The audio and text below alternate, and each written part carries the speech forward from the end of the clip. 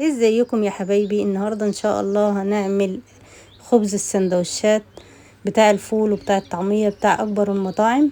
تعالوا معايا كوبايه السوائل، هتبقى معايا كوبايه ونص، هتبقى كوبايه لبن ونص كوبايه ميه. عايزه تحط كله ميه حط براحتك. ده نص كيلو دقيق،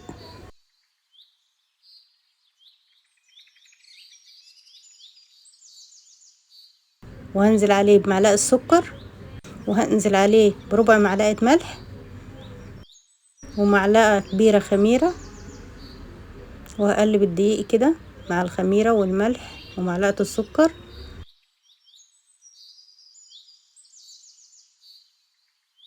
وهنزل بالسوائل بتاعتي كوباية لبن دافية،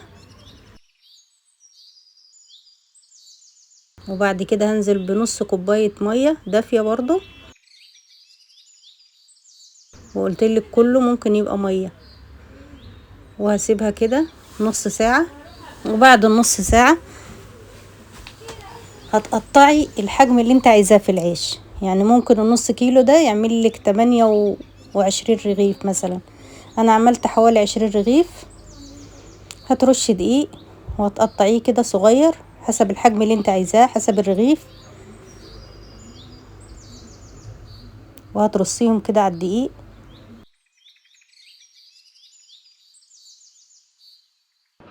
وبعد كده بسيبهم يرتاحوا 5 دقايق، وبعد كده برش دقيق من تحت ومن فوق زي ما انتوا شايفين. ما تكتريش الدقيق، يعني رشة بسيطة.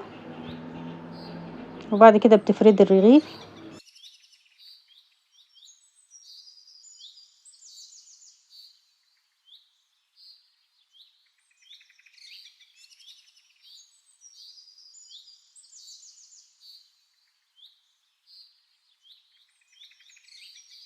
تخليه مدور كده زي ما انت شايفة.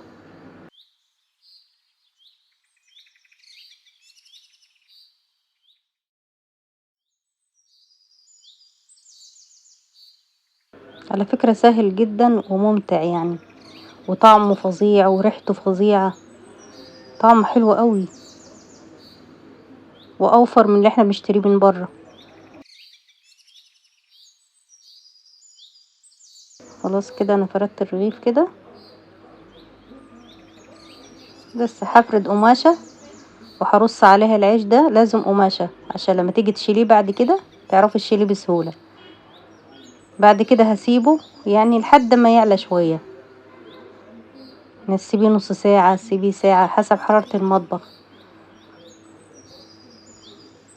اهو زي ما انتوا شايفين كده. خلاص اهو بشيل الرغيف زي ما انتوا شايفينه كده بالراحة قوي، واحطه في طاسة سخنة على نار متوسطة، وهسيبه كده.